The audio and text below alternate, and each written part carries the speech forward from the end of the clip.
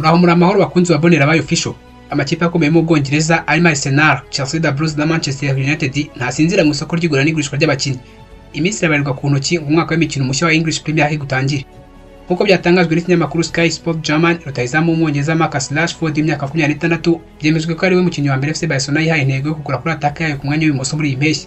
Rashford ufite agaciro kari hagati ya miliyoni 70 na miliyoni 80 z'amayeho nkuko Transfer Market bitangaza, aravuga ko yiteguye kuva Manchester nyuma y'umwaka w'imikino utaragenze neza nyuma yo gutezwa muri Aston Villa. Mu mwaka wa 2023-2024 akibazwa mu kipe ya Manchester United, Rashford yatsinze ibitego 8 gusa mu mikino 40 yakiniye ikipe ya Manchester United ugereranyije n'ibitego 30 yari yatsinze mu mwaka wa 2022-2023. Uyu mwanya mu mikinire umusaruro muke byatumye umubano we n'umutoza Erik ten Hag ndetse na mugenzi we Ruben Amorim wamusimbuye uzama gatotsi, bikaba biri mu byahaye FC Barcelona icyizere cyo kumwegukana.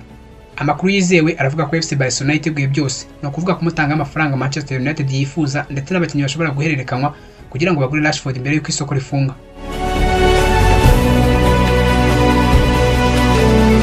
Amakuru aturuka mu kinyamakuru The Times yaravuga ko ikipe ya Arsenal yemeye kurekura Leandro Trossard nyuma y'uko uyu mukinnyi w'imyaka 30 yemeye amasezerano y'imyaka 3 n'ikipe ya Fenerbahce muri Turkiya. Ikipe ya Arsenal irashaka miliyoni 20 z'amapaundi kugira ngo imurekure burundu. Leandro Trossard yinjiye muri Arsenal mu mwaka wa 2023 avuye muri Brighton, aho amaze gutsindira ikipe ibitego 28 mu mikino 24 amaze kuyikinira. Nubwo yagize uruhare mu mikino ikomeye ya Arsenal, biragaragara ko atari mu mishinga y'umutoza Mikel Arteta igihe kirekire, cyane cyane muri iyi mpeshyi y'isoko ry'igura n'igurisha. Ibi bije mu gihe Arsenal iri hafi gusoza amasezerano yo kugura Noni Madueke avuye mu kipe ya Chelsea the Blues ku giciro kirengaho gato miliyoni 50 z'amapaundi. Noni Madueke nubwo akina cyane ku ruhande rw'iburyo, uyu nguyu ashobora no kwifashishwa ku ruhande rw'ibumoso mu mwanya Trossard asanzwe akinishwaho. Ibi bikaba byerekana ko Arsenal iri gukora impinduka zikomeye mu busatirizi bwayo, igamije kongera ubukana bwayo mbere y'uko umwaka w'imikino w'2025-2026 utangira.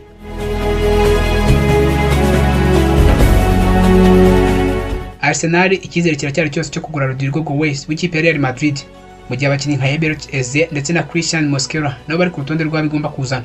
Amakuru yizewe arimo kuvugwa cyane i Burayi no muri Amerika y'Epfo aravuga ko Rodrigo Goes rutahizamu w'umunya-Brazil wa Real Madrid uyu nguyu ashobora kuva ku kibuga cya Santiago Bernabeu muri iyi mpeshyi. Nubwo nta cyemezo kirafatwa burundu, icyakomeje kwigaragaza nuko Rodrigo Goes adahabwa umwanya uhagije nyuma yo kwinjiza Kylian Mbappé ndetse bikaba byararushijeho kugaragara isi yose mu irushanwa ry'igikombe cy'isi cy'amaklub cy'umwaka, aho atigeze ahabwa umwanya ngakina. Mu mukino wa kimwe cya kabiri Real Madrid yatsinzwemo na Paris Saint-Germain ibitego 4-0, Rodrigo Goes ntigeze abanza mu kibuga ndetse yewe ntiyigeze anasimbura. Ibi byongereye amakuru avuga ko ashobora kuba atakibakiwe ejo hazaza ha Real Madrid, cyane cyane ko benshi bakomeje kuvuga ko Real Madrid yo itangiye gutekereza undi mukino usatira. Real Madrid ntafata icyemezo cyo kurekura Rodrigo Goes ndetse yewe ngo nta nubwo biteguye kumurekura ku giciro icyo ari cyo cyose kibonetse. Kuko ikinyamakuru cyitwa Sport cyo muri Brazil cyabitangaje ngo Real Madrid yifuza ko bamushaka yatanga byibura miliyoni 100 z'amayeho kugira ngo babe batangira ibiganiro byo kumurekura. Icyo cyifuzo cyatumye amakipe nka Arsenal n'ikipe ya Manchester City batangira gusubira inyuma mu cyifuzo cyo kuba bamushaka, mu gihe Chelsea the Blues yo ikiri mu biganiro byo kureba niba yamutanga ako kayabo.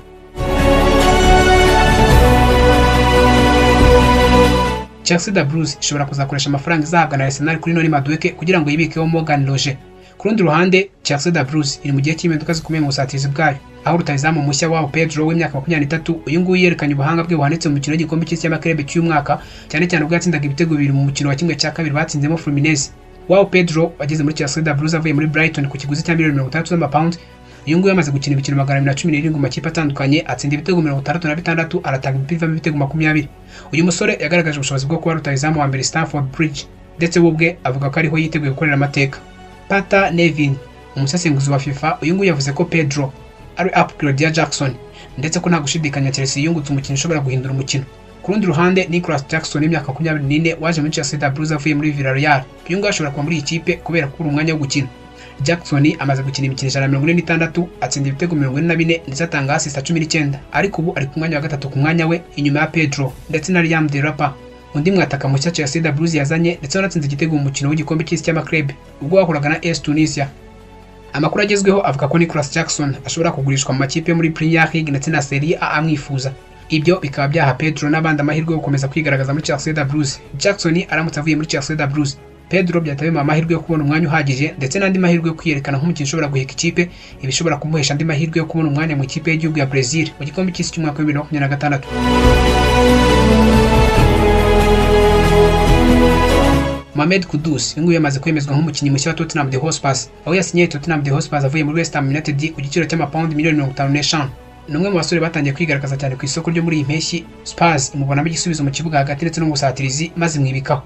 Nyuma yo gushyira ku mugaragaro Mohamed Kudus ukomoka muri Ghana watsinze ibitego 14 mu mikino 33 ya English Premier League yakinnye muri uyu mwaka mu kipe ya West Ham United, iyi kipe ikomeje urugendo rwo kwiyubaka.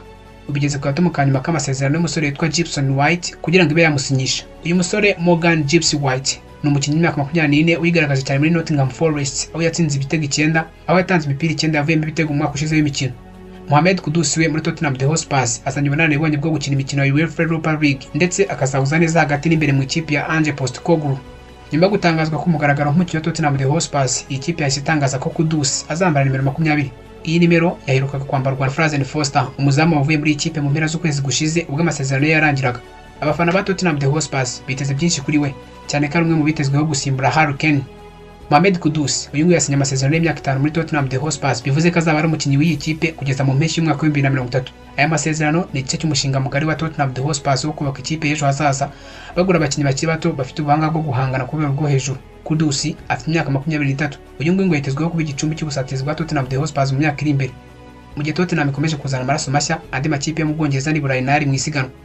West Ham United mu rwego rwo kongera imbaraga mu bwugarizi irimo kugerageza gusinyisha El Hadji Marfa Diafou, Umunyasenegal ukiri muto w'imyaka 20 wakiniraga ikipe ya FC Metz yo mu gihugu cy'Ubufaransa. Ni umukinnyi wamamaye mu gikombe cya Afurika cy'abatarengeje imyaka 20, aho yagaragaje ko ashobora kuba umusimbura w'igihe kirekire kuri Nayef Aguerd.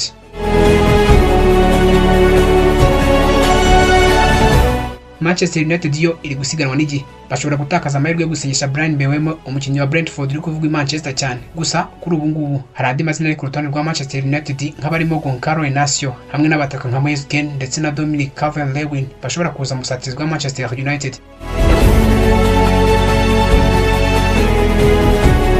Anthony Ranga uyu nguyu yamaze gusinyira ikipe ya Newcastle United ku masezerano y'imyaka 5 avuye muri Nottingham Forest ku giciro cya $55 z'amapaundi nk'uko byemejwe na Sky Sport. Uyu mukinnyi w'imyaka 22 ukomoka muri Sweden, uyu nguyu yishimiwe cyane n'abayobozi ba Newcastle kubera umuvuduko we, uburyo yihuta agafata icyemezo ndetse n'ubushobozi bwo gukina ku mpande zombi z'ubusatirizi.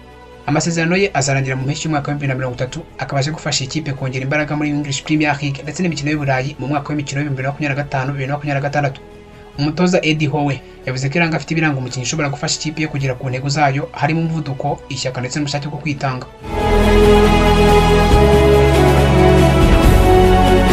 Amakuru mashya ava mu Bwongereza aragaragaza ko Liverpool ishobora kugira amahirwe yo kugura Mark Guehi, myugariro wa Crystal Palace, kuko nta yindi kipe iragaruka mu biganiro byimbitse. Nk'uko ikinyamakuru The Chronicle kibitangaza, Newcastle United yahagaritse ibiganiro n'ikipe iyo ari yo yose yamushaka nyuma yo kumubura isoko mu mpeshyi yashize, ariko ubu ngo yiteguye kujya mu biganiro n'ikipe imushaka. Nubwo Liverpool yabwa amahirwe menshi yo kumwegukana, aracyari impungenge ku giciro Crystal Palace ishaka.